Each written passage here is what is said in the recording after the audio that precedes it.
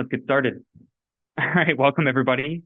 This is the Zoom meeting to discuss the lessons from our historic no vote on this contract that we just won. And I know historic is a term that is thrown around.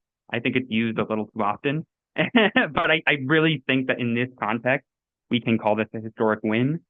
More members, I'll get into the history in a second, but just a few numbers here. More members voted no on this contract than voted in total on the previous contract. There was about 30,000 more members voted in this contract in the previous one.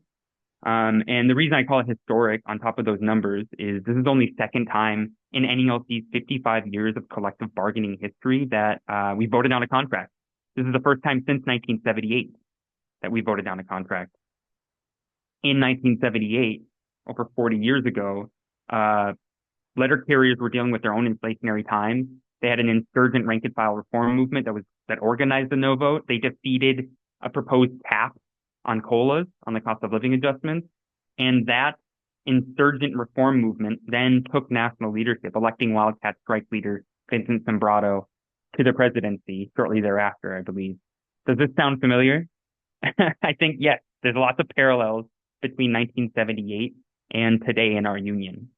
So how did we achieve this outcome? It didn't come out of nowhere. It was an organized vote no campaign that won this vote. There was initial outrage online and anger online and in the stations. I'm sure we all saw that online. We all saw that while talking to our coworkers. But BFN argued from the beginning we couldn't rely on that momentum alone. We had to organize and give this an organized expression, this anger. So we organized BFN on October 27th, a vote no campaign launch with over 700 in attendance. My care spoke at that meeting, CLC spoke at that meeting. And out of that, we organized parking lot meetings and rallies before work. We organized vote no group photos, handed out flyers and had discussions on the workroom floor, and got over 50 vote no recommendation resolutions passed in NALC branches across the country. And that's really, I think, where the momentum for this resounding victory came from. The contract was so bad, it's very possible it could have passed. It could have been voted down even without this vote no campaign, but the high percentage of the no vote came from this vote no campaign. Just want to highlight there's a number of things happening today. CLC is doing a Zoom training based out of branch 41, Brooklyn, Staten Island merged branch out there. We tried to make sure they didn't overlap, but that's happening today. There might be some people missing because they're there instead. There's also a handful of contract rallies. There's also a lot of people that are sick. I got a lot of messages last minute saying, hey, I'm sick. I know it's on Zoom, but I cannot pay attention. So hopefully I'll get better soon. There's also a number of contract rallies happening in a handful of branches today, including branch 1100 is, I believe, the biggest branch in NALC. It covers large parts of Los Angeles and Orange County out there in Southern California. Branch 4374 currently in Michigan, it's in the suburbs of Detroit, is holding a kickoff contract event with plans to probably do something bigger later on. That's happening right now. I'm getting messages from Josh actually with pictures and videos of their march that's happening right now. It looks really good. Branch 352 in Des Moines is doing an action as well. And I might be missing some, but there's a number of branches, including in Washington State. I think Bellingham is doing one tomorrow. And I believe Denver as well. So, I mean, just some kickoff. That's good stuff. So to get back to what we were discussing here, after fighting against our demands for over a year, NALC national leadership was forced to give us some concessions. They seem small, but I think we could put them in the context. I think they're a pretty big deal. Video updates about negotiations, which are appreciated by members at the very least. But the most important thing is that demands came out of this. What are we fighting for in this renegotiation period? And these are things that NALC had said they went into negotiations fighting for, but probably dropped pretty quickly afterwards. And because of our movement, we've been able to at least force them to take them up rhetorically again. An all-career workforce, an end to two-tier pay scale, and 100% COLAs across all steps. Those are things BFN's been fighting for months. And, leadership taking up a fighting posture, likely in order to save face. But I think this shows that organizing and building a movement can work. I think that's what we should take out of this without letting them off the hook. It can force leadership to take up positions that they said were impossible months prior. So it took us organizing the open bargaining movement, fighting for it at the convention, ultimately winning a no vote by an over 2-to-1 margin for this to happen. We can't let leadership off the hook, like I said, or let up the pressure from below, but we should see this as an example of how organizing can work as we look towards the fights that we have ahead of us. Whether it's fighting for the strongest contract possible here and now, or fighting for the right to strike, electing a new national leadership in 2026, transforming our existing branches and building a fight back on the workroom floor. This is what's in front of us. This is what Build a Fighting NALC wants to achieve. Where are we headed? It's very likely heading to arbitration. We'll find out, I believe it's on Tuesday, whether we get another contract, or whether a contract was renegotiated or whether it goes into arbitration. And a lot of members might think it's in arbitration, it's out of our hands now. We do have a role still to play in that process. We need national contract rallies, in my opinion, to build public support, to build that pressure in arbitration. I was hoping the Fight Like Health campaign that NASL announced after this resounding no vote would include a call for nationally coordinated rallies, but it's not looking like they're going to do that. If they won't do it, then I think the reform movement should. And BFN is calling for nationally coordinated contract rallies on March 23rd to coordinate with the March on Washington being organized by Mike Tariff's campaign. But we think that can become a thing that happens across the country. In Minneapolis, for example, there's been initial discussion among some members of the executive board in Branch 9 about trying to do something at the state capitol to invite out other postal worker unions out, to invite even other federal unions out and make it a sort of a bigger thing. We're going to send out a template resolution that people can use to propose a rally. I'd encourage people to reach out to their branch leadership first. There's a lot of people that maybe even supported a yes vote who've now seen the light or want to be a part of fighting for a stronger contract now that the members have voice has been heard.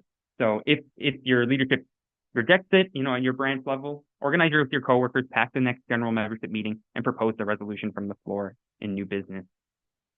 Just one last thing before I give an overview of the meeting. I think we can't talk about this contract fight without talking about the broader, what's going on in broader society. There's a big attack happening against the public sector, against federal agencies. Doge and Elon Musk are starting to attack federal agencies and public sector workers. Now, it's under the guise of attacking waste and fraud. There's no doubt waste in federal agencies. We work at the Postal Service. We know that there can be waste here and there. But I really fear, and again, I want us to have a friendly discussion and debate about this, because online it can get nasty really quick, but I think we can have friendly discussions about this.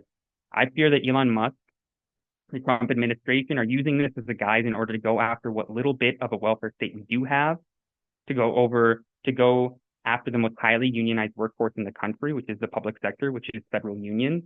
And honestly, Musk is using this, I think, to enrich himself and his allies. He's getting big contracts out of this. So federal workers are getting organized and fighting back, and we need to be a part of that fight back. Hopefully other speakers can come in and speak to that a little bit more. But how would this impact the Postal Service? The Trump administration came out in favor of privatization in December, at least theoretically. During his first term, his administration authored a report stating that privatization was the only way to save the Postal Service. Republicans, politicians, I can't remember the exact politician, but came out asking Doge to go after USPS, highlighting how they would try to attack postal workers' wages and working conditions as a part of that process. It would no doubt be difficult to privatize the Postal Service immediately, but an attempt to do so is definitely in the cards. And the way that they're highlighting this is that they would first go after processing and distribution, outsource those little things that would be easy to outsource, and then they would probably try to come after the letter carrier craft. But still, we got to stand against that.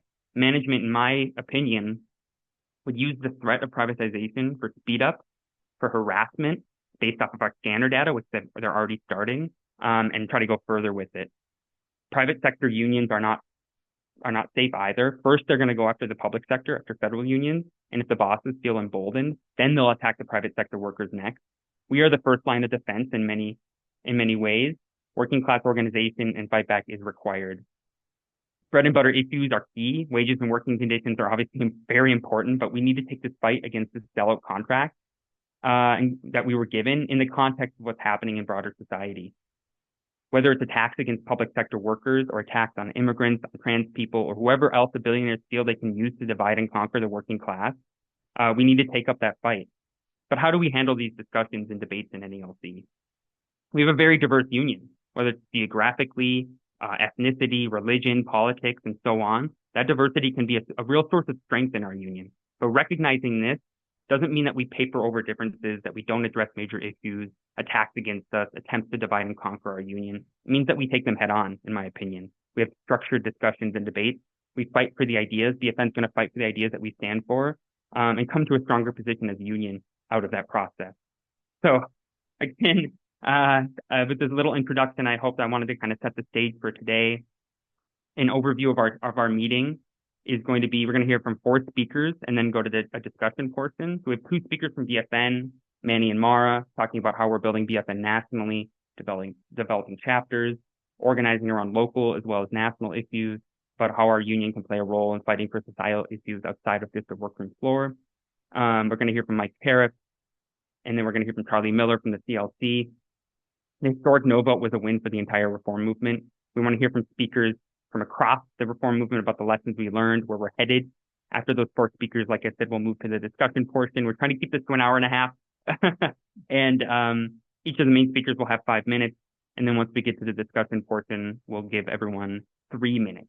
And so I'll try to be fair and equitable with how I might have to cut you off if we're getting a little close to 3 minutes and say, hey, can you please wrap up? And if you could just wrap up that thought, wrap up that sentence, and then we can keep it moving. And so with that, I want to move into I'll get off my high horse here and we'll move into the discussion portion. We're going to hear from Manny from Branch 3 in Buffalo, talking about how they're really some of the exciting things they're doing with the Buffalo branch, the Buffalo chapter of BSN, and how they've been able to build so far. So Manny, you should be able to unmute yourself. Go ahead when you can. All right, here we go. Hi, my name is Manny Greer. I'm a regular in West Side, New York. Sorry, can't see me well. Lighting sucks. I'm a regular at West Side Station in Buffalo, New York, Branch 3, and I'm one of the co-chairs for the Bill to Fighting NALC Buffalo chapter. So I'm just going to tell you, briefly how we started, a few of the things that we've done, and then how we're really kind of, um, you know, getting into this mode of working as a core group and using like a core group function to kind of help us get off the ground. So first, how we started, there's just a few of us, mumbling in the station about everything that we're experiencing at work, like, especially with the contract rallies and stuff. Obviously, I think a lot of people have had those conversations with their coworkers. So we turned those conversations really quickly into, what can we do? Where are we going to go with this? And then we jumped in. We started making the phone calls. There was, Eleanor Paxson and I both realized that if we didn't do something, we were just going to sit around waiting for somebody else to do something for us.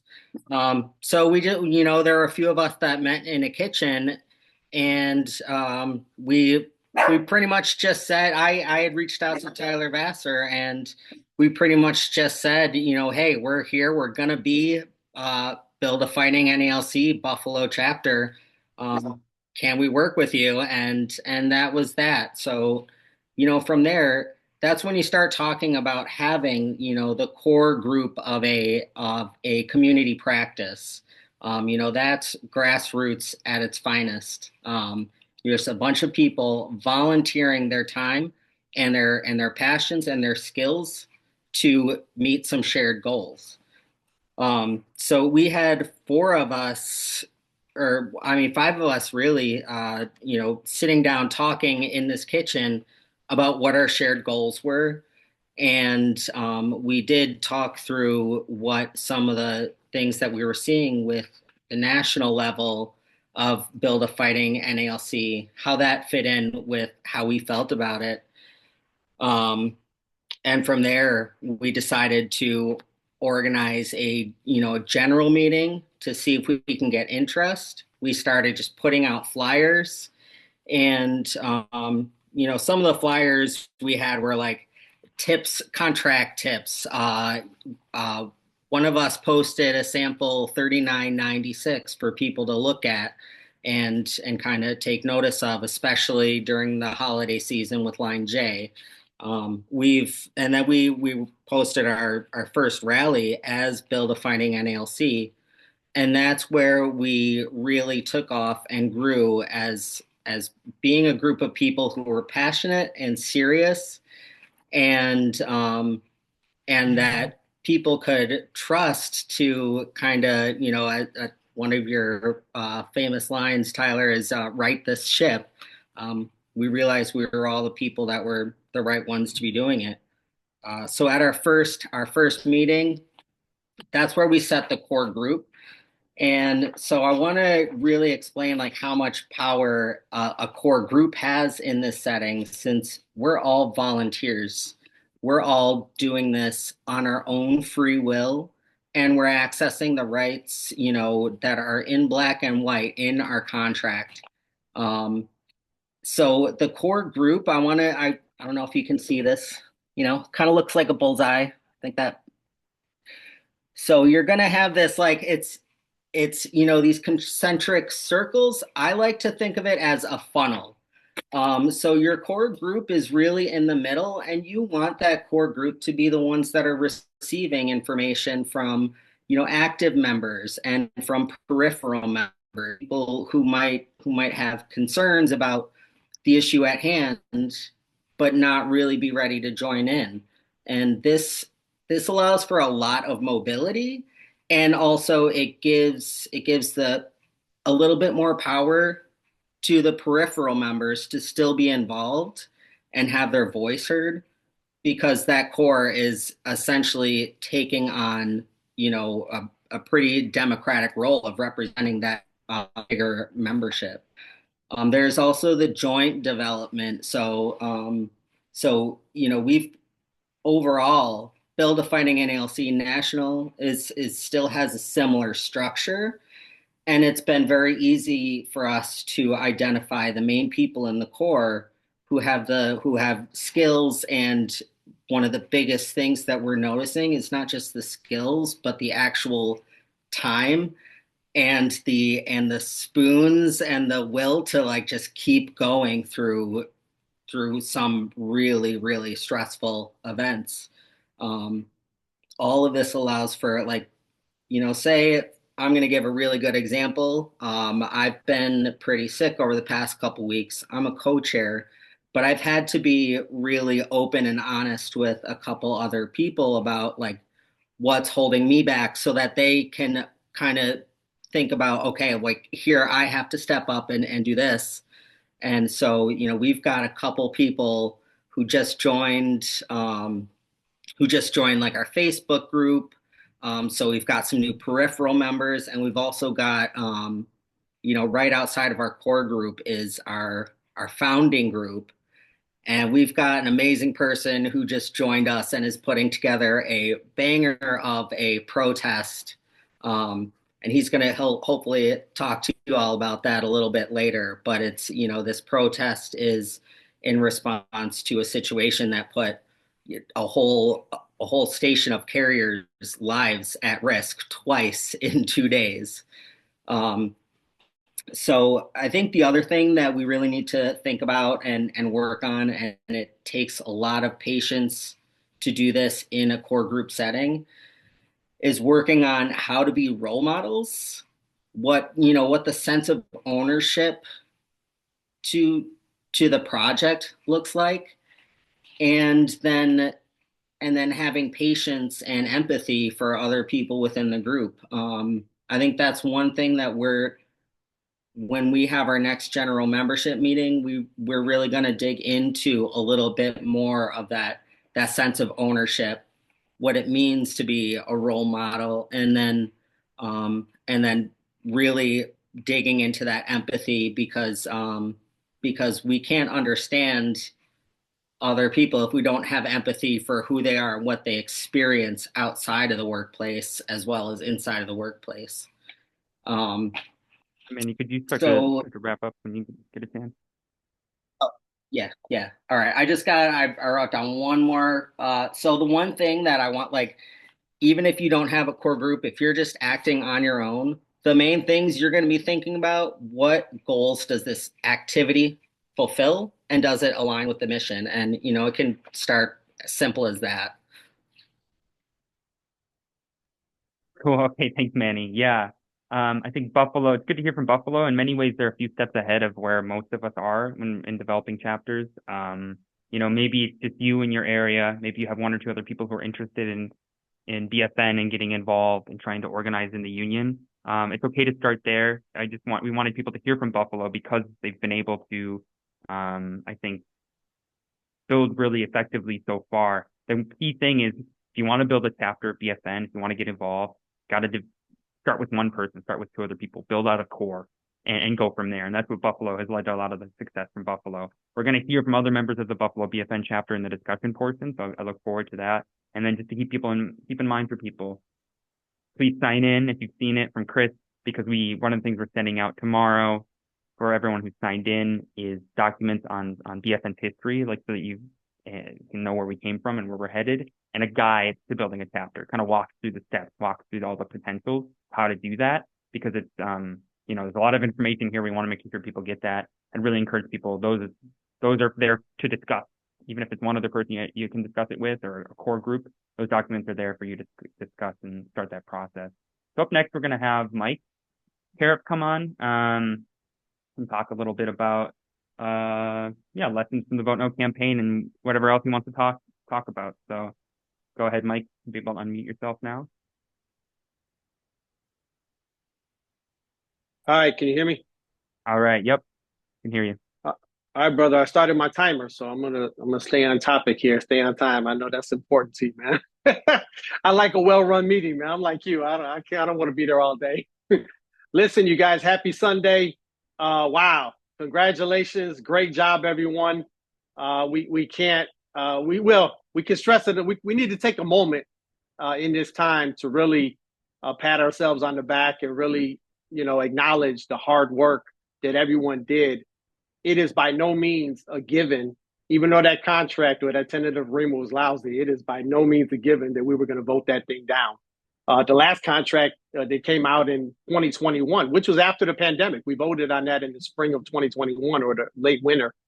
We ratified it at 96% to like 4%, So to do that in this one, 70% of the members, 90 voted against it, 90,000 votes in total versus 63,000 votes in total last time. Monumental sea change within the union.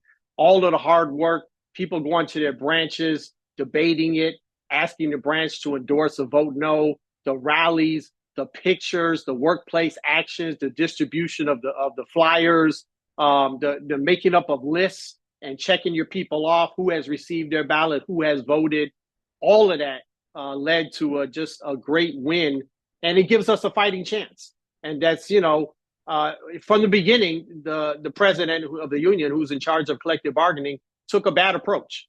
He probably will never admit that, but that was the case. And it wasn't just me, but, a lot of us were saying from the beginning, if you go back to 2023, you listen to the podcast, you look at the branch items in the postal record, and you look at some of the rallies that were happening around the country, we were saying, you're taking a bad approach. There's secret negotiations, there's limited negotiations where you're not trying to fight for all of the things that we want out of a contract, not just raises, but end to mandatory overtime, all the grievance procedure, all the other issues that are in the contract. We want to fight for these things. And now we got the president there. Now he's fighting like hell. He's with us, finally, 2 years later. So we think the next step is to organize a national march in Washington. If you go to the campaign's website, Caref for Prez, CAREF, the number 4, PREZ.org. Somebody can put that in the chat so everyone can follow it. But if you go there, there's a bunch of different tabs, and one of them is Fair Contract Now tab. And under the Fair Contract Now tab, it has a few things. One of them is the flyer for the March on Washington. And just keep in mind, this thing is for everybody. We put the campaign logo on there just because I put in for the permit. We're ready to go. but whoever wants to get in on it, I talked to Brother James Henry yesterday. Obviously want him to get in on it, the CLC to get in on it. Tyler, you just mentioned that the BFN is going to be organizing for that rally and support rallies all around the country. And we're going to try to get other unions involved. We're going to try to get, obviously, the postal worker unions involved. If you go to the website, you will see the letter that we sent to President Renfro asking him, now that he's out there fighting like hell and he's with us, come on, let's go. We're having this march in Washington, which, by the way, the march is going to begin at NALC headquarters and it ends at USPS headquarters, LaFlante Plaza.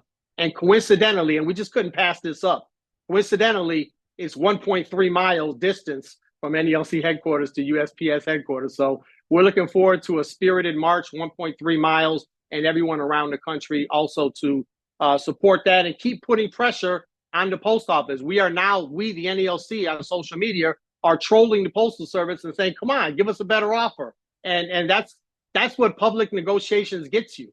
It gets you the ability to put pressure on the employer and say, this is what we need. So please check that out and let me know if you guys got any questions. We want as much participation as possible on that. On that tab, there's also a link you can click on a survey so that any member, you can share this with everybody you work with, everybody in your branch. We are going to be able to print out letters from every member of the union and drop those letters at NALC headquarters at the beginning of the march and USPS headquarters at the end of the march, saying, here's what we want out of a contract, out of a new contract. So my time is up. I did want to talk a little bit about the charges. If you go under the charges tab, you can upload information.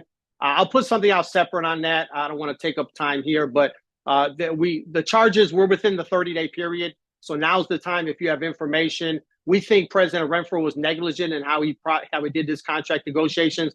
Maybe he was, maybe he wasn't. We're going to find out. There's been an investigator named by the union, and we want any information that you have. So there's a tab for that also on the website, Caref for Prez, CAREF, 4 PREZ.org. Happy Sunday, everyone. Thank you, Tyler. All right. Thanks, Mike. Really appreciate that. Like Mike said, we have an opportunity in this moment to really build a lot of public support, build a lot of pressure in this moment, especially as people are thinking about things like the Postal Service, thinking about, all that stuff. Imagine the impact of having rallies across the country. It would be national news. It could not be ignored. What are our demands? What do letter carriers need? We can really put our stamp on this negotiations process as much as we can, if and when it likely heads to arbitration. Up next, we're going to hear from Build Up Fighting NALC Coordinating Committee member Mara Cahill is going to, talk about how we build BFN, how do we build NALC as a real force, not just on the workroom floor, but how we can build NALC and the labor movement into a force in society as well. So Mara, go ahead and you can unmute yourself and got 5 minutes. So yeah. Hi everyone. I'm Mara. Like Tyler said, I'm on the BFN Coordinating Committee. I'm out of Branch 157 in Philadelphia. So first off, I'm still pretty new to the city. So if people are, on this call from Philadelphia or know anyone from Philadelphia, definitely put them in touch with me. I'll put my phone number and email in the chat once I'm done talking. And we want to get stuff going here. It's been a little hard. Our union meetings are far away and always seem to be on holiday Tuesdays. So a little hard to get people out, but we're working on it. But like Tyler said, I want to talk a bit about BFN put out this statement on trans rights and this bill that they're trying to push forward to prevent trans carriers from using the correct bathroom. And I want to talk about a little bit why we did that. And I think sort of at the bottom of that is an injury to one is an injury to all, right? That's what being in a union means. And we all exist in a world outside of our jobs, right? We go home and we all exist in politics. Politics affects us, the world affects us. And so to fully understand how our job works, the world impacts our job and impacts our lives. And so when a group like BFN or a union engages in questions around not just trans rights, but racial issues or women's issues in general or immigrant stuff, like Tyler mentioned before, we do this not just because we think it's woke or the right thing to do or whatever, even if it is the right thing to do, but we do it because it's how we build up our power, right? Because it's how we address every issue that we have as carriers, as workers, as people in the world.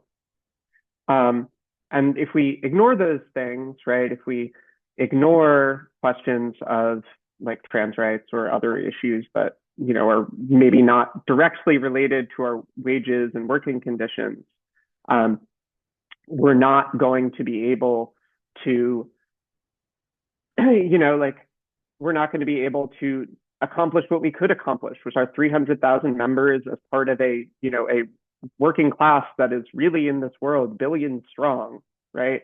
Our interests are in common with each other. And again, like I said, an injury to one is an injury to all means that we need to fight when they come after one of us, like they're coming after all of us, no matter who and no matter what. And so to sort of segue into this, right, like I'm a trans person, right? I'm a trans woman, which means I'm just a woman. And so I have, you know, I face the issues of like that women face in the workplace, sexual harassment, being, you know, talked down to, that sort of thing. But also I face sort of special issues around being trans, being LGBT. And I think like we're just simply seeking like the ability to live our lives as we, you know, want to and need to. And so what bills like this mean is subjecting us who are, you know, I am a letter carrier just like everyone else. I work the forced overtime like everyone else. I deal with all the same sort of bullshit from management, excuse my language. And to, you know, to have a bill like this or to have policies like this in place means that management subjects a certain section of us, a small section of us that seems to them to be easy to fight and easy to pick on, to increase management or increased harassment, increased scrutiny, and things like that. Sometimes trans carriers face violence on the street. I know I've been threatened on the street for being trans. I know people who have been, you know, attacked on the street for being trans. So if we want to talk about carrier safety, this is part of that too. And so this bathroom bill, right, suggests that like you are required by law, and they're trying to do it circumventing the legislative process. They're maybe trying to push through policies. We don't know how that's going to work. But it says, you know, you have to use the bathroom of your assigned sex at birth, right? And my ID says X, right? When I applied to the Postal Service, all my documents had been changed, you know, et cetera, et cetera. And so how would they go about proving that if they suspected I was trans and using what they perceived to be the wrong bathroom? That would mean management having access to my private medical records, or like, frankly, sexually assaulting me by, you know, looking at my body, examining my body, right? And that's what the way to enforce that for everyone they suspected would, you know, that's what that would really mean. And so while that will come down hardest on the trans carriers, right, it will come down on cis carriers too, cis being people that aren't trans, people who identify with the sex they are assigned at birth. If they think you're a woman whose voice is too deep, or a man who's too short, or, you know, has too strong of a jawline, or whatever it is. And like, you see this in high schools where, you know, with all these laws about kids playing sports, right? You know, sometimes, you know, just cis women have high testosterone levels. It's just something that happens in, you know, with people's bodies, and they want to like inspect these things. And so it's really important that with things like this, right, if they have decided, oh, well, trans people are the sort of weak link here, we can pick on them because they're a small section, we're only 1% of the population, give or take, so on and so forth. What this means, right, is I'm almost done, but like, just to sort of wrap it up, right, this is sort of like what you could call the thin end of the wedge, right? If they get away with picking on us, if they get away with picking on vulnerable groups, gay people are next, right? Women are next, Black people are next. Anyone they feel like they can sort of isolate and break off, they will take advantage of it. And so what I think is really important for us as we try and build up our power, not just to win, more money is nice, but what I want is control over my life. What I want is the power to decide, how I live my life, and, to be a member of society that respects my contribution, because all of us make society run, not management, right? Management sits behind a desk. And if we all came in one day and management was gone, we'd still be able to deliver the mail. And if management came in one day and we all were gone, we all know nothing would happen, right? And so what this means for us, if we fight for trans rights, we fight for, rights of people of color, we fight for rights of immigrants, right? We are stronger that way because we are asserting our power as a union of 300,000 people that has a say in society. And that's why I think it's important. If we sort of say we're going to sit this one out, then, they'll keep narrowing it until we've got no power left. So just to finish off, I really like what Manny said. I really like what Mike said. I really appreciate them talking. I'm excited to keep fighting. We are going to keep fighting on wages and working conditions and stuff like that. If you're in Philadelphia, please talk to me. We really want to get stuff going here. If you are unsure about trans stuff, right? If you really hate trans people, please do not talk to me. I don't really care about your opinion. But if you just don't know, if you're unsure, you don't know trans people, and you want to have your respectful, open-minded conversation, like I said, I'm going to put my email and my phone number in the chat. You can talk to me. Just please don't be weird. So thanks everyone. I got to hop off in a little bit, but thanks for letting me talk on this. And solidarity, dare to struggle, dare to win. I think, Mahara, I'd like to go on a little bit longer because I thought it was really important. I think a lot of those points you said about our union doesn't just exist on the workroom floor. We exist in the world. Our members don't just exist at work. We exist in the world. We need to take on the issues that we face as workers in the broader society. We need to take on anything that the bosses use, that the billionaires use to try to divide and conquer us. We have a lot more in common than we do different. And I want to really encourage people to think about that labor movement slogan. An injury to one is an injury to all. I just became the editor of the Branch 9 News in Branch 9. That's on the top of every single one of our Branch 9 News that we send out every month. An injury to one is an injury to all. These fights against oppression are linked to our fight for better wages and working conditions. And I really want to encourage people to see this as the beginning of that discussion, not the end of it. And so, there's a lot more to be said, but we can leave it there for now. Up next, from the CLC, representing concerned letter carriers of Charlie Miller, going to come in and say a few things before we move to discussion. Go ahead, Charlie. You gotta unmute yourself, I think.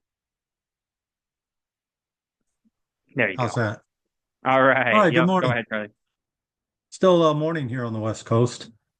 Congratulations all for a fine effort on the Vote No campaign.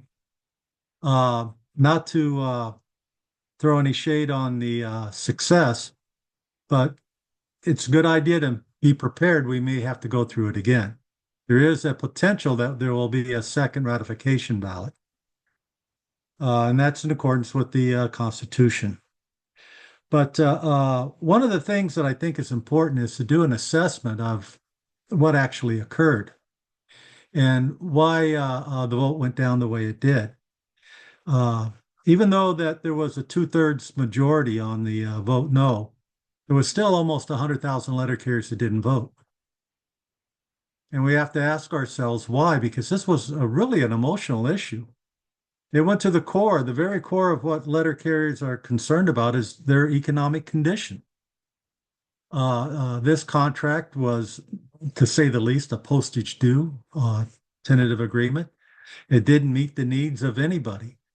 One segment of our workforce was completely overlooked. That was the CCAs. They are letter carriers too. They're NALC members. They make a subpar wage and they pay full dues. We have to respect that. We have to pay them accordingly. Almost 1/3 of our membership is making below a living wage. And, it's great to go out and educate the public about what our needs are. But it's pretty obvious that we have to educate our own people, our own craft, what our needs are. And more discussion, I think, needs to go towards the economics of where we're at today. A couple of examples.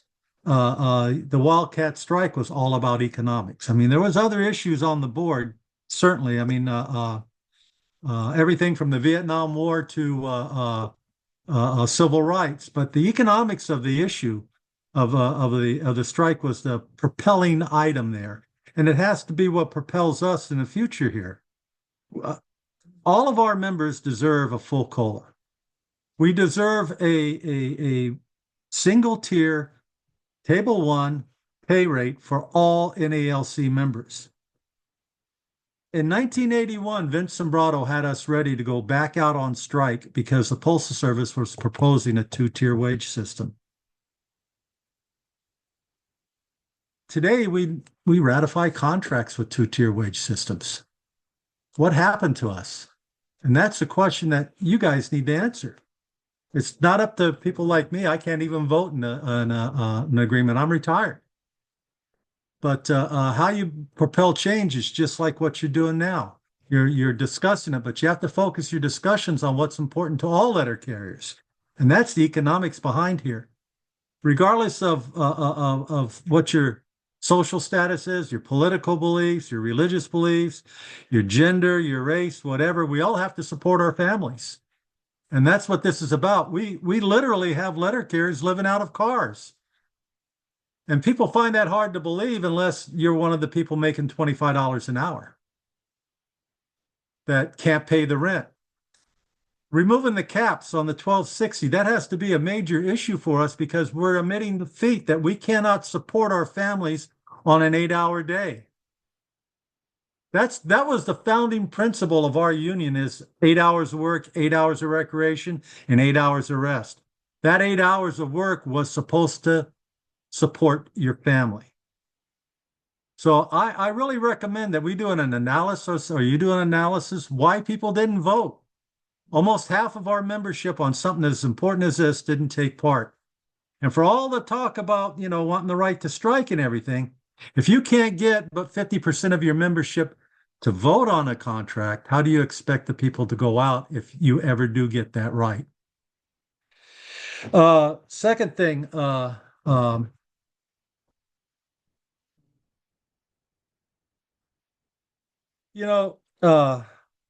applaud the BFN for being reform-minded. There's a lot of reforms that need to occur in the NALC. Other unions, like our sister union, the APWU, they have a bargaining committee where one person doesn't go forward to do all the bargaining. We still have that going on. Reports that I've gotten is that our president went in and made an offer, and they out of hand they rejected the offer. The next day he went in with a lower offer. They've got him negotiating against himself. A bargaining team, people will keep you on the straight and narrow. They won't allow that to happen. You need people in there to work as a team to go in there and achieve our goals. And we can pass all the motions we want. I mean, the open bargaining resolutions, or a version of the open bargaining resolution, was passed. And yet we never received the updates that we were supposed to get by that resolution. So that tells you you need a friendly administration in there to abide by the will of the membership. And speaking of the will of the membership, was there a resolution passed at any convention at any time to say, take the caps off the 1260? Was there a resolution passed at any convention at any time saying give back office time? Those go to our working conditions. There was no resolution. How did that end up in the contract? And if you look at the language that was written, that didn't come from NALC advocates. That was written by management. As far as the politics regarding the current administration, all you have to do is go to social media and see the divide within our own organization between those who support the administration and those who don't, those who are Democrats and those who are Republicans and those who have other political leanings. We're spending a lot of time spinning our wheels arguing amongst ourselves. We faced these same issues back in the 1980s against a very sophisticated administration. The Reagan administration had its act together, and they went after us. But back then, we were nonpartisan in our politics, and we are issue-oriented. We focused in on the issue, not who was Democrat and who was Republican, but the issues.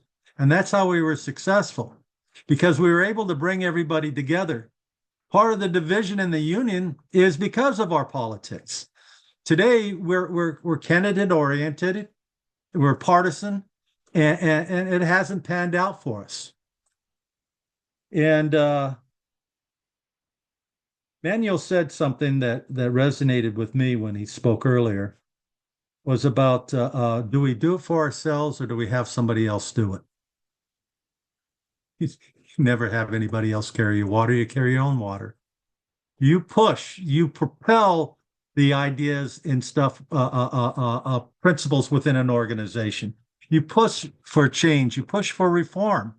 And you do that by attending your union meetings, getting elected as a delegate to the national convention, and having a say in the matter. That's how you're going to make change occur. And you got to have an administration that's willing to follow the will of the membership. So thank you for having us on. I don't know if that's all of my 5 minutes, but I think that's enough. That sounds good to me. Thanks, Charlie. Yeah, I think you raised a lot of good points there. And I think every single one of these fights, whether it was for open bargaining, whether it was a vote no campaign, whether it's future fights like the right to strike, these are all building blocks. We're coming from a very low starting point. And so even something as small as a vote no group photo, a parking lot rally, or a meeting before work is a huge difference from just the last contract cycle for the last few years. We definitely need a new leadership in 2026, but we need an active rank and file as well. And we have a lot of work to do to get the rank and file more involved. And all of these campaigns are a part of that process. I want to open it up now to the discussion portion. And so Charlie, you can come back into the discussion portion if you want to speak again, but we gotta move into the discussion portion here. And if you're interested, raise your hand or send Christopher Pennick a message personally. He's keeping a list of all the speakers that I can go from. But there's 2 hands raised right away, so I can go to those. But while they're talking, please either raise your hand or send Chris Pennick a message personally, and we'll keep a list of the speakers and go from there. And so the first person up is James Brennan. Go ahead, James. I'm going to ask you to unmute yourself to be able to unmute yourself. If everyone could keep their time to like about 3 minutes, when it gets close to 3 minutes, I'm going to interrupt and ask you to wrap up and introduce yourself and your brand and city, just so people know where we're coming from. Go ahead, James. Should be able to unmute yourself now. Thank you, Tyler. I wanted to say you guys are doing what the rural craft should be doing with you guys. Running for president of the NRLCA myself, trying to make that change for the carriers, listening to the leadership of our unions talking about how, oh, this is all we can do. This is all we can manage. This is all we can get done with management.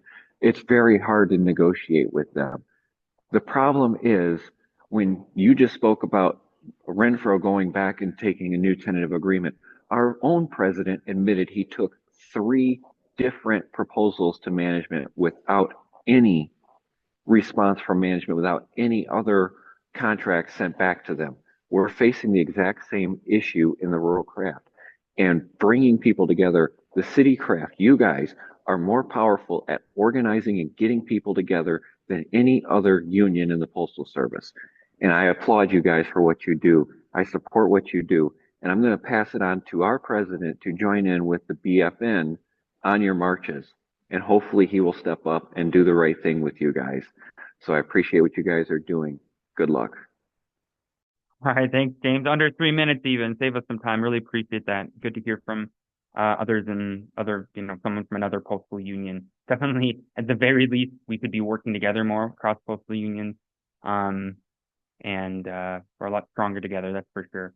So moving along, next we've got Jamie Partridge. Jamie, go ahead, want to introduce yourself and go ahead.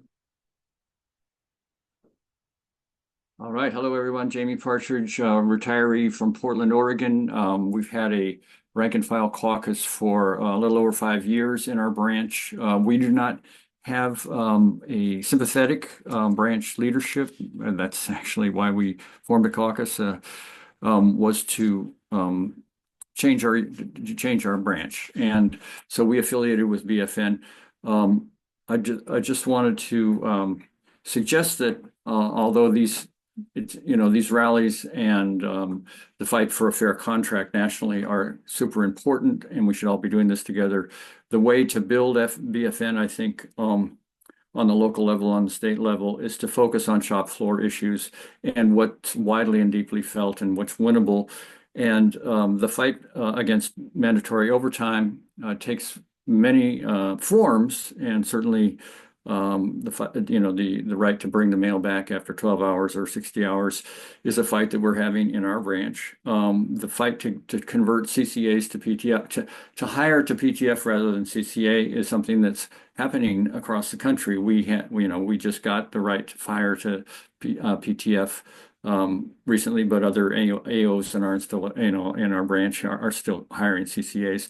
These are the kinds of bread and butter basic issues that you can win on a local level, and you can build up your BFN chapter by showing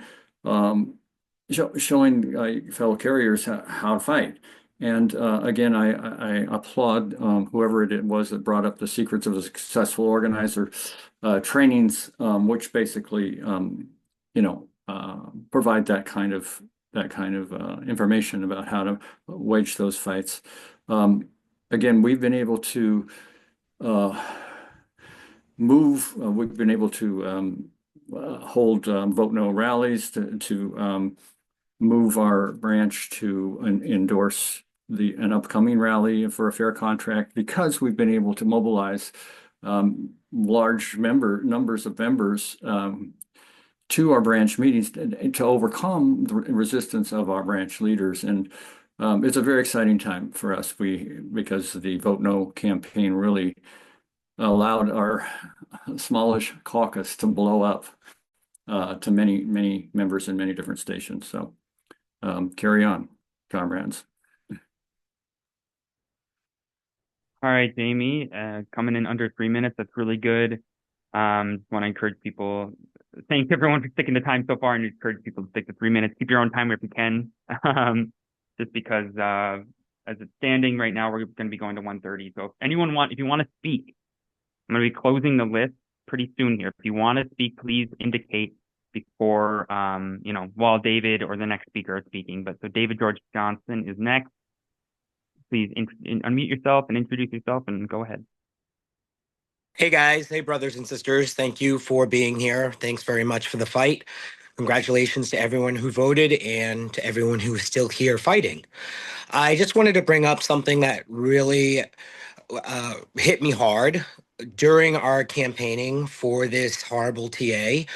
At my branch meeting, we had a newbie who was there all interested and was gung-ho, acting newbie-ish, handing out, he bought a ton of Vote No buttons, was handing them out at the union meeting, made an amendment for something at our branch, and now all of a sudden he's a 204B at my station.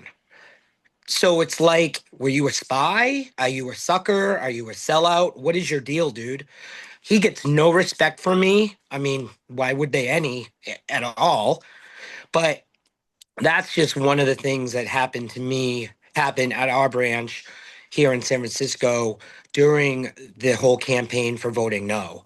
I actually was in New York City. I ran the New York City Marathon, and I brought those flyer papers that we were all emailed, and I printed a whole bunch out before I even went there. And as I was seeing carriers, I was going up to them saying, hey, hey, hey. And a lot of them over there on the East Coast had no idea what I was talking about. They were like, huh? They looked at it, and I'm like, look at it, read it, understand it. This is what's going on. So I'm glad that I was able to go from coast to coast to advocate and to rally against this whole vote no situation. So we just got to keep fighting. And again, thanks everybody for being here. All right, David, thanks for coming in. Up next, we've got C.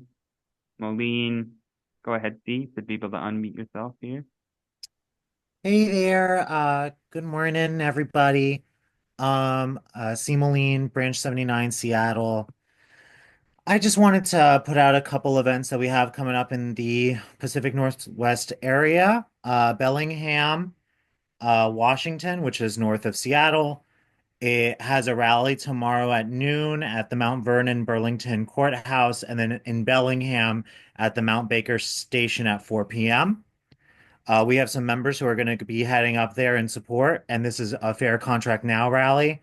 Um, we just put on our own calendar in Seattle, March 23rd at 1 p.m. at the Westwood Post Office. We're going to be having our own rally in conjunction with Mr. Mike Cariff.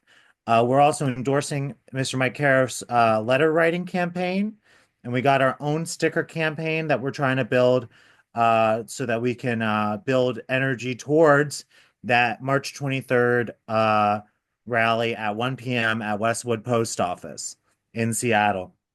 I think it's just really important, if your branch doesn't have a committee that's just running, that's ready to pick up all these organizing demands, that you might think about putting that type of committee together. And, here in Seattle, we got our own organizing committee, and that's made us a little bit more agile when it comes to kind of these big lifts, like putting together a rally.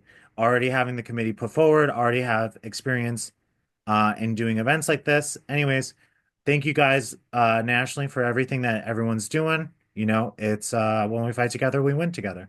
Anyways, bye-bye. All right, thanks, C. Appreciate that. Up next, because we did have some people that had typed in or had sent a message saying they wanted to come in. Up next, we have Zoom user. Zoom user. If you could, introduce yourself, your name, your branch, and city, that'd be helpful for us to know who you are. Go ahead. You should be able to. Is that me? Now.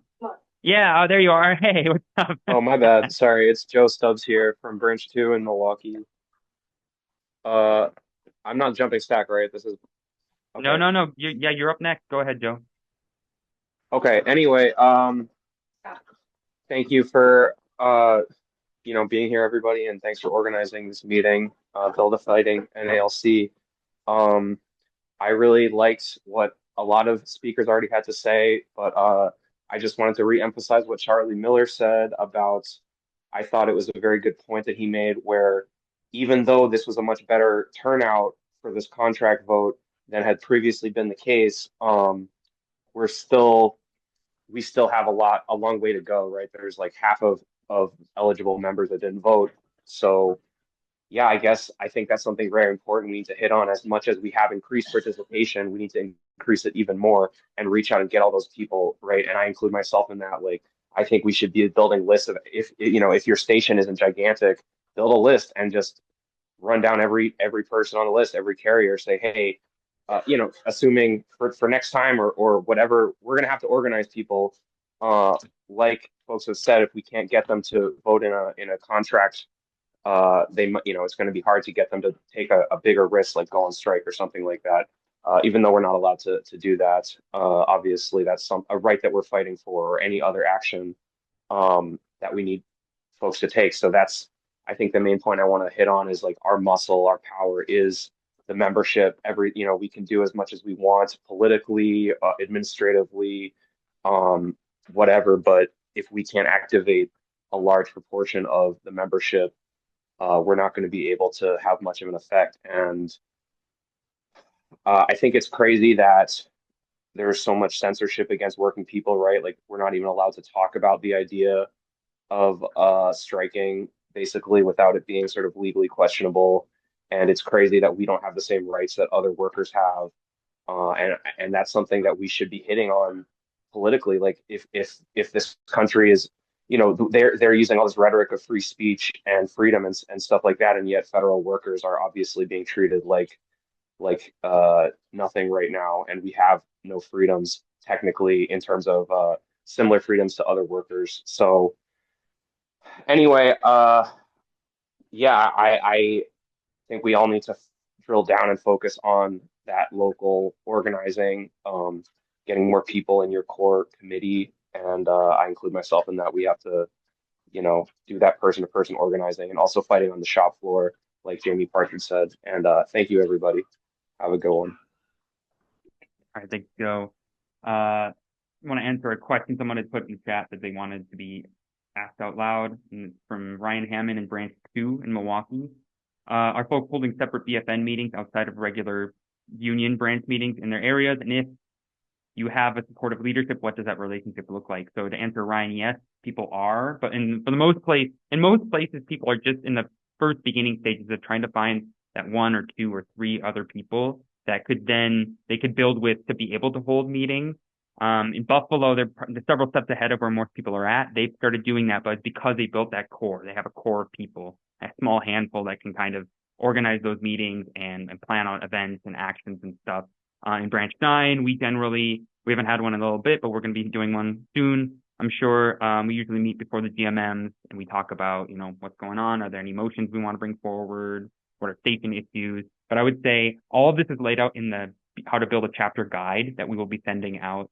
If you sign into to the sign-in sheet, we're going to be sending out via email later on. And it's a really well-written document that we worked pretty hard on, and it goes through all the processes of depending on what stage you're at, what to do. And then in places, if you have a supportive leadership, what does that relationship look like?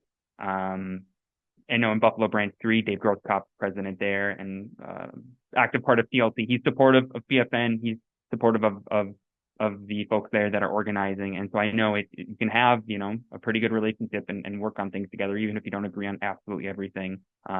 Maybe we can write more material or have people come and speak on that exactly in the future. But yeah, it doesn't need to be all. There are places where you got to fight against your leadership every step of the way until you can eventually elect a better one. And there are some places where you can kind of have a working relationship, so to say. But yeah, Ryan, I encourage you, Joe, who just spoke, is in Branch 2. I see a couple other Milwaukee Branch 2 folks that are here. And so we can try to get you two connected if you don't know each other yet and see about that there. So appreciate the question. Moving along, we're going to hear from Mr. Badmouth. Morris, go ahead to be able to unmute yourself. You want to introduce yourself and go ahead. Yo, it's Badmouth Branch 226 out of Fort Worth. Just to touch on that real quick, I am in a branch that is hostile towards anything I bring up. But in the Dallas-Fort Worth area, we're starting to get some cats because I know some folk in Dallas and some folk in Arlington, and we're starting to do our own little outside meeting thing. Arlington, they asked me to transfer over there, but I don't want to leave my shitty branch shitty. So I'm going to stay and be a problem in Fort Worth. And we're going to get together and organize all that shit. But so if your branch sucks, stay there and try to make a difference. You'll eventually get there. Trust me, it sucks. It feels lonesome, but it's better with you there than without you. But the main thing I want to talk about, I've been banging on this drum for a hot minute. It's getting more bodies to your rally. I talked about it in the chat a little bit. So reach out to the IWW in your area. The last time we did a rally down here, they supplied all the gear to make flyers and posters and shit. Reach out to the AFL-CIO. They're the ones with all the strike gear. They got the big blow-up scabby rat, your sister crafts. I cold called presidents at every other branch. Most of them didn't get back to me, but some of them did and showed up and helped us out. Look for other strikes and other job actions, because some of this shit is transactional. If you show up at someone else's strike, at someone else's job action, and you talk about letter carrier shit there, that's someone who might show up for you. And then I brought up in the chat, anarchists will protest everything, and they keep calm when they're getting tear gassed, so they're good to have with you as well. show up at hippie coffee shops and vegan bakeries. There's always a flyer board for anarchists looking for work and shit. Put up the poster for your rally there. You'll have people show up. Like, you can get bodies and pad that crowd with people who are there to support the working class. Because a lot of, and like I bring up the anarchist shit because a lot of our slogans originated in anarchist shit from the 19th and 20th, early 20th century. The 8 hours of work, 8 hours of play, and 8 hours of sleep. That's an anarchist talking point. Fuck,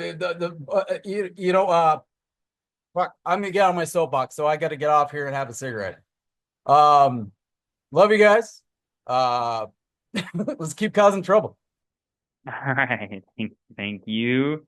Not expecting tear gas at any of these rallies, but I think your point still stands. And I really encourage everyone, especially public sector unions and federal unions in your area that are under attack at this moment, I'm sure would be thrilled to come to a rally. Even giving a speaker spot to them, I think could be really good to try to link up these fights. Moving right along here. Up next, we got Mike Still. Mike, let me find you. Go ahead, introduce yourself, and you can unmute.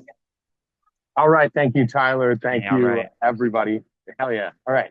So just want to say real quick here, our 70% vote means democracy is winning. Democracy is very hot right now in the NALC. So what does that mean for local? To kind of bounce off of what Badmouth was just saying, organize your branch. You do not need permission of your local union officials. You do not need permission of your local executive board. You can organize by starting a WhatsApp group, starting a group chat. Get people that are, out of their 90, that are new, get them organized. Start making that group chat, and you can talk to people directly. That is rank and file democracy right there. Looking forward to the national convention next year. Let's try to get more democracy there. One of the things I'm going to be putting together is a couple different resolutions, more if we can think of more, but one is we need direct adoption of resolutions at the national convention. We appreciate our executive committee, but we need to have the people be able to vote on resolutions directly. It's going to make things a lot easier to get adopted at the national convention. And we I'm Allentown branch 274, quite in Lehigh Valley. I forgot to say that. We're going to be hopefully passing some of these resolutions to bring to our state convention and then the national convention. And yeah, direct adoption of resolutions at the national convention is going to be important. And the other, of course, is a check and balance. We can't have a situation where the national president can take our contract negotiations forward 600 days. So we're going to give, in this case, the executive committee a little more power and have them have to vote to reauthorize contract negotiations after the 60-day mediation period. That the executive committee will have to vote every 30 days to continue negotiation processes. So anyway, democracy is real hot right now. Get democracy going with your local rank and file. And that's all I got to say. Thanks, Tyler. All right. Thanks, Mike. Yep. Good stuff coming out of Allentown. So I'm glad to hear from you as well. I want to encourage people, Chris Pennick, if you can put the sign-in sheet back in the chat another time. Encourage people to sign in if you haven't yet.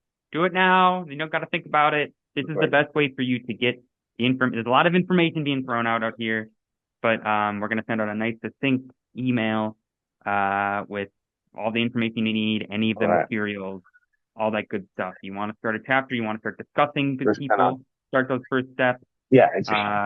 That sign in so you can get the information that you need. Okay. Next up, we got Jeff Sayers. You could be able to unmute yourself now, Jeff, and go ahead, introduce yourself, and yeah, got 3 minutes. So. Hello, my name's Jeff Sayers, Branch 3, Buffalo, New York, carrier out of Fredonia, New York. Manny spoke about this a little bit. Pretty much we've been planning a rally protest for next Sunday at the park across from the post office, and the reason being what happened, our postmaster had a very, very large lap in judgment. Just in a nutshell, CO detector was going off. She had them keep working business as usual until a clerk called the fire department, and the fire department kicked everyone out. On top of that, within an hour, she risked their lives again by sending them to a neighboring station 3 miles down the road, and the snow was falling between 3 to 5 inches per hour wind gusts of up to 50, 60 miles per hour, so blizzard-like conditions.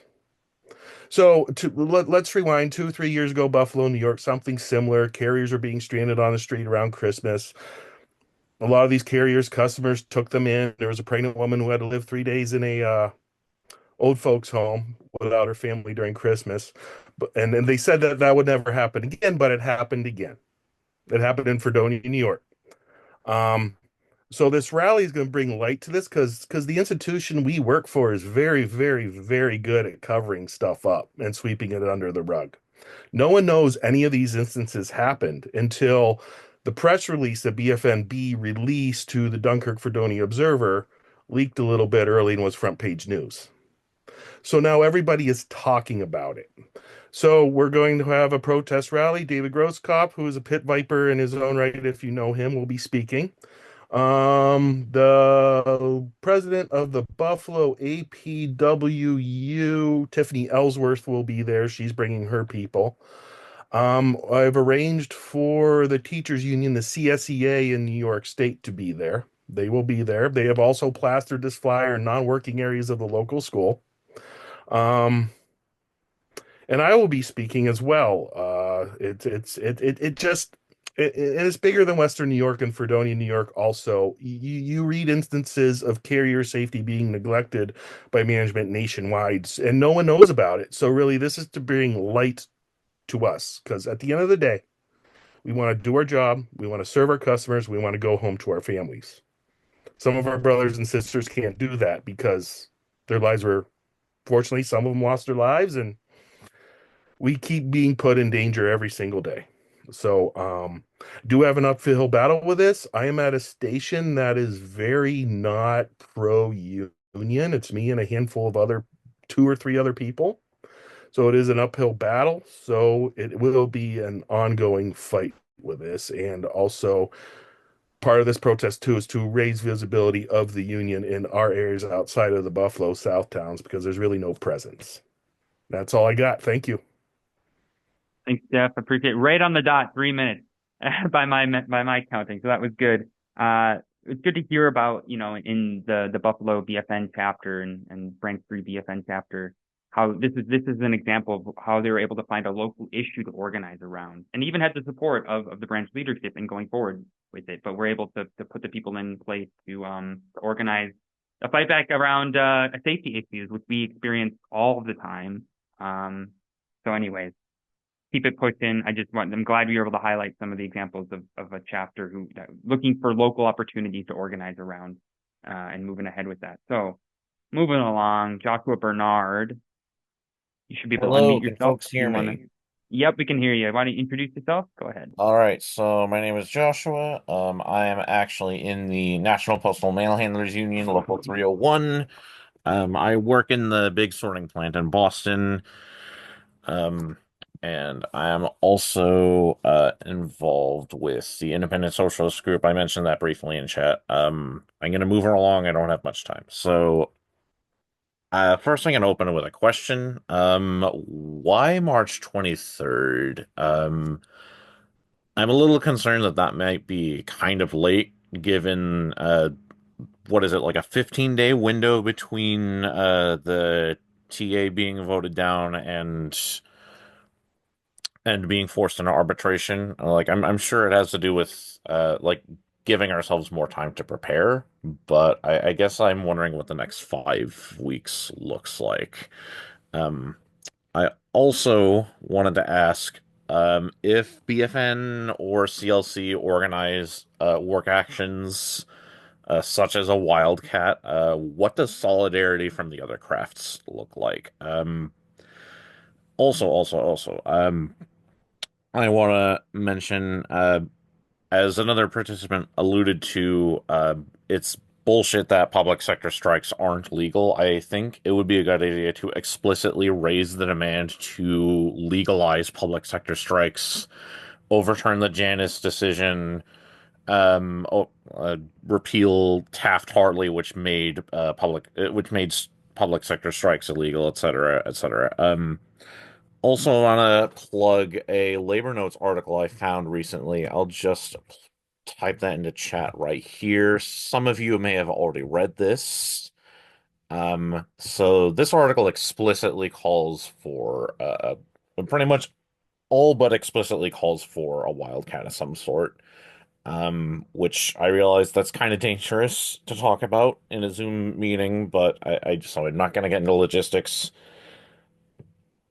But my one worry is that if you'll just go to arbitration, um, if that's your ceiling, then because of pattern bargaining, that's going to set the ceiling for APWU and NPMHU as well. Particularly NPMHU leadership who don't seem like the fighting type. It's worth Arthur, emphasizing. if you could please start to wrap up. Okay. It's worth emphasizing that I think someone in chat already mentioned this, but APWU accepting arbitration and then NALC doing pattern bargaining is the reason why the CCA position exists. It's the reason why like at least half of the people here are stuck on table two, earning less, with wages growing more slowly than their table one counterparts. I think. Oh, sorry. Arthur, I'm if you could very please wrap last up. point. Okay. I feel like if You're over this time. effort is successful, then um I think possibly NALC members should consider running like an independent working class candidate like Dan Osborne, who was a labor leader in the Kellogg strike. I'm sorry, I should cut myself off here. Thank you very much for the time. All right, thanks, Joshua. Yeah, just I'll answer that question really quick. Why March 23rd? That was the date that Carrick chose for the March on Washington. I think mostly to give branches time to prepare. The branch general membership meetings don't happen on the same day for every single branch across the country. Some are in the beginning of the month, some in the middle, some at the end. This gives us over a month from today to be able to bring motions and resolutions to our branch meetings, our general membership meetings in the next few weeks, and then have a few weeks to prepare these rallies. A lot of places have never done rallies before. The first rally that we did in Minneapolis, we had about a month to prepare. We needed every single minute of that. Now that we've done a few rallies in Branch 9, we have the infrastructure in place to be able to pull something off pretty quickly. But we're already well into the 15-day renegotiation period. It was quick turnaround for a lot of places. Like I said at the beginning, there are a number of branches where rallies are happening either right now or tomorrow. Branch 9 did a little kickoff event on Thursday. But preparing for something bigger to be able to really pull off a successful big rally as big as possible.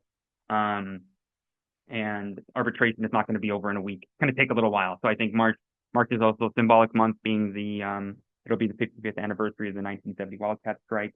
And in terms of strike action, I mean, we are still in general using the framing of we're fighting for the right to strike. We're building capacity to be able to win the right to strike. But obviously, I encourage people to read that article written by Rob Doroxian, who's a member of the BSN coordinating committee.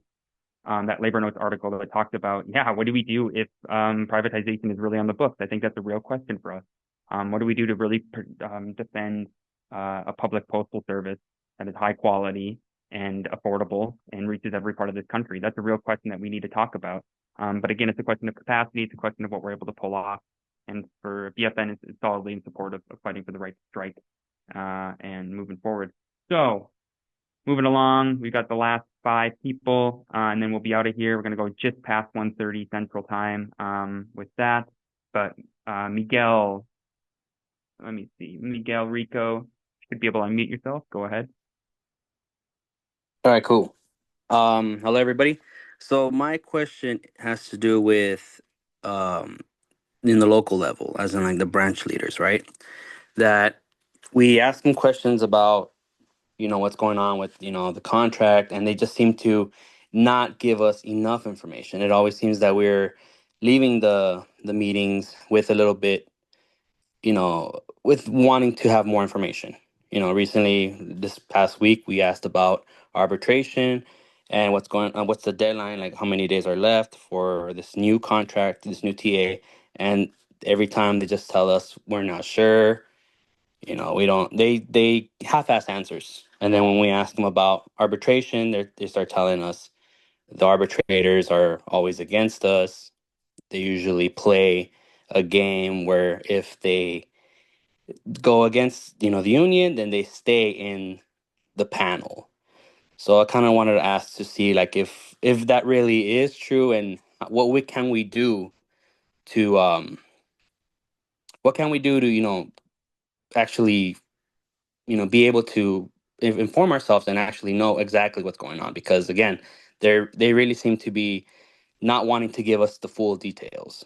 So and then with becoming a chapter of the BFN, if again we have the members wanting to do it, but leadership always seems to be against us. Same thing with the TA. Some members have heard our own stewards talking about how the younger carriers are gonna mess this contract up because they want more money. They voted down this TA. So, it just seems like all these, people who are in leadership want to keep us accepting this, these bad contracts.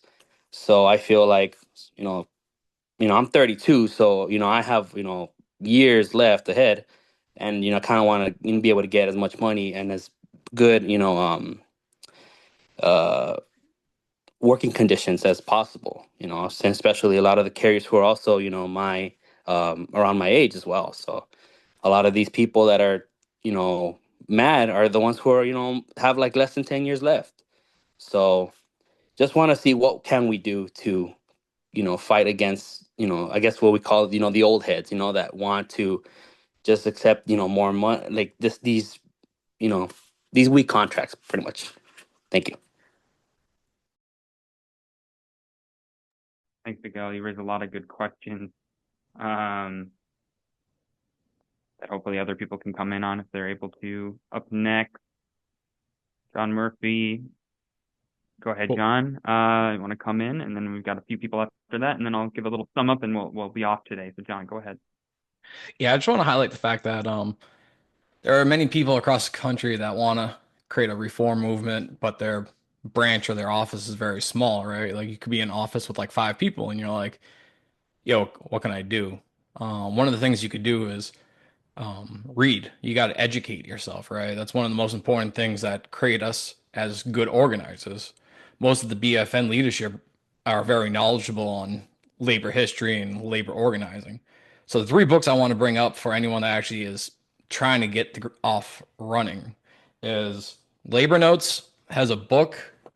It was mentioned earlier, Secrets of a Successful Organizer. It's $15. It's probably worth the weight in gold. The other book is How to Jumpstart Your Union. It's the Chicago Teachers Union. As Charlie Miller said previously, if we can't get a high voter turnout for voting down a contract, there's no way we could actually ever go on a successful strike, which is probably years and decades away anyways. And the third one I want to highlight is from Labor Notes is Democracy is Power. These 3 books, if there's 2 or 3 of you in an office and you guys do a small reading group, you could become way more powerful. And then across the state, you can connect with other people in your state and build a state chapter. Because the ultimate goal is we need to go to the conventions and bring constitutional amendments and resolutions forward that will actually put the power back into the membership. So don't be discouraged if you're in a small office. And then going forward with March 23rd, I'm in a branch. My office has about 70 coworkers. My branch has 200. Branch leadership was very hostile towards a vote no rally, so I went ahead and organized one myself. Out of the 200 members, I got around 25 in the membership to participate in some way, either with a contract rally outside in the parking lot or with a day of action on Veterans Day where the news media showed up. We weren't waiting for the branch leadership to endorse it because they actually sent out an email to all the members to encourage them not to attend. Um, so if you're in a branch like that or in something you don't know how to move forward, just do it yourself. Even if it's in a parking lot and you're taking a photo, it's a day of action, and it people will remember who took a stand and who didn't for down the road. But that's all I got to say. Don't be looking for the big cities to lead the way. If you're in a small office, you got to take your own initiative. So thank you. All right, thanks, John. Up next, we got Tyler Christopher. Go ahead, Tyler. You want to introduce yourself and go ahead. Hello, everyone. My name is Tyler Christopher. I'm out of Branch 115, Wilkes-Barre, Pennsylvania. We have around like 150 members. But one thing I wanted to, we're thinking big picture and everything, and I love that. I love that because, we're looking to the future, right? But I want to kind of bring it back to the grassroots a little bit, right? So personally, I'm not a steward. I'm just a letter carrier, you know. But one thing that I've been doing, my branch president actually encouraged me to do this, was to actually start filing my own grievances, right?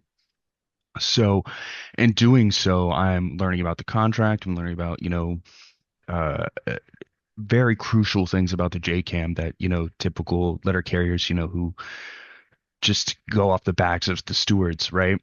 And not empowering themselves. So what I'm doing is I'm filing my own grievances and I'm having management meet me at informal A's, right? And that's powerful, right? Not only do they have to worry about the stewards, now they're having to worry about a carrier as well. And I'm trying to encourage the empowerment and the education. And I'm actually doing like Discord meetings and stuff with other carriers who are interested in those things. So I'm just putting it out there, that you can start at the grassroots once, again, and help build the membership so we can like really all come together and be a collective menace, so to speak, with, following the contract and being able to use that knowledge to continue the fight. And that's just pretty much all I wanted to say. I just wanted to make sure that, big picture is wonderful. I love big picture, and I'm so happy that we're doing big picture, but I don't want us to forget small picture as well and like short term, right? All right. Thanks for having me. Appreciate it. You guys have a wonderful day. Hey, Tyler, thanks for that. I absolutely agree. Finding that balance between the longer term and shorter term, the big picture and the local stuff. There's no perfect answer. There's no blueprint. We're going to have to constantly debate and discuss it out. What's the right balance of those things? I really appreciate that perspective. That's helpful. Okay, last three people. Got Chris, Matt, and then Lucas. And then after that, we got to cut it off. So those are the last three.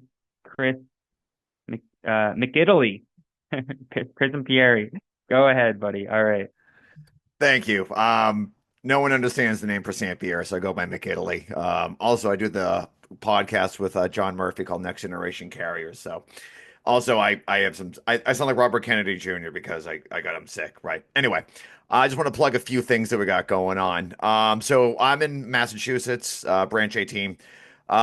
Locally, we're kind of becoming a New England build of fighting NALC. So if you just want to get plugged in to anything going on in the region, I know we've been in touch with New Hampshire. They've been doing a great job. They have a rally next week, on the 23rd at Concord, New Hampshire at the State House at 11 o'clock. So if you're in the New Hampshire area, definitely go down there. We have a WhatsApp group for Massachusetts BFN. If you want to get on our WhatsApp group, Boston, BFN Boston at gmail.com. We'll reach out, we'll talk to you. So we'd like to have more people get involved because we're aiming to do a March 23rd rally in Boston. Right now, we're decided between either the South Station or we're doing it on Boston Common. So we are working on that right now. So if you want to get plugged in, please check us out there. And also, just a thing too, I think was it brother Mike Still made this point about hostile locals. Branch 34 is quite friendly. I know Mike Cariff came and spoke at their local. I'm in 18 and 25 is on the North Shore of Massachusetts. They're very hostile to us. They're not welcoming. I got accepted to the Beyond Day formal training. My president's not going to sponsor me to go up there because of my political views on the vote no. He's gone the executive board to make sure all my resolutions do not pass. So it's okay. You're going to have to do it outside. You might get lucky with one that is. A lot of them are going to come back at you, and that's something you have to be prepared for.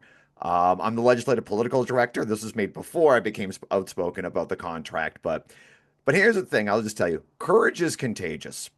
Some people privately after the meeting will be like, hey, I support you. That's, thank you for, they'll come up to me after. And a couple of them, like, if you say something, maybe I'll support you of the next resolution. But keep trying, keep building. You will get those ones and twos. Those ones and twos become twos and fours. Those fours will be like, it'll happen, but just keep plugging away, keep bringing the same message. It'll happen to you as well. But don't be afraid. Like I said, be prepared for pushback. It's going to happen. So I'll say that too. And also, since we're plugging great books, Teamster Rebellion is the reason why I got involved with labor unions. It's a great book. So we're doing a book review. This is awesome. So please go out, Teamster Rebellion. It changed my life. So there we go. Great book, everyone. And nice to meet everyone here. Thanks. Quite the resounding endorsement. I definitely agree of that book. Okay, last two speakers, and then I'll sum it up, and everyone can go their separate ways. Matt Copson is next. Matt, can you introduce yourself, where you're coming from, and go ahead? Should people unmute yourself now?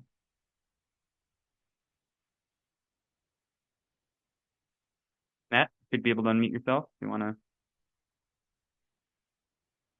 go ahead. Otherwise, we're going to move on to Lucas. All right. Can you hear me now? There we are. Yeah, go ahead. There we go. Cool. All right.